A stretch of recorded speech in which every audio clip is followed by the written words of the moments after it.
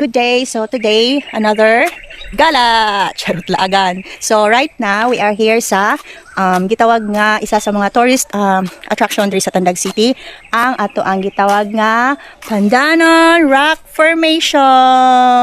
So mo na siya guys ang entrance sa Pandanon Rock Formation, and muadto ta dito sa pikas nga side. So inyong makita no, concrete ang karsada, so dili mo maglisod pag anhil pag visit diri akay very accessible, tapos nice kaayo ang karsada. So let's see kung unsay itsura sa mga rock itsura guys sa mga rock formation diri sa Pandanon. Murag gid siya gi tuyo paghimo no nga murag rock wall, and nya makita mga delikado gid siya nga mga bato kay medyo hait gid siya.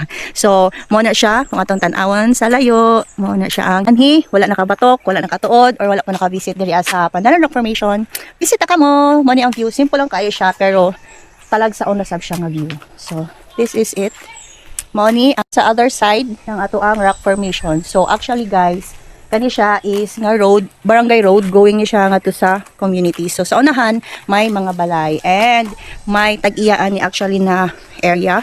So wala ata siya karon, and dili ta allowed nga mo kadto sa sulod. So kung mabantayan niyo ngadto nga part diri, pwede siya sudlan, may mga cave ngadto. Dili siya cave kaayo pero pwede siya sudlan og tao. And right now dili ta makasulod kay wala diri ang tag-iya, and dapat pag mosulod ta is naa ang tag-iya. And before kita mosulod dito, murag may mga ritual na ang tag-iya lang ang kahibaw no, before kita mosulod kay may mga sanghidan pa. So laong pa mga beliefs no nga diri nga area nga dapat nato i-respect. So this is it. Nice unta kung makasulod ta dito. Nakasulod ako actually dito sa sulod pero kaisa lang, and dugay na to siya, and I don't know kung unsa na hitsura.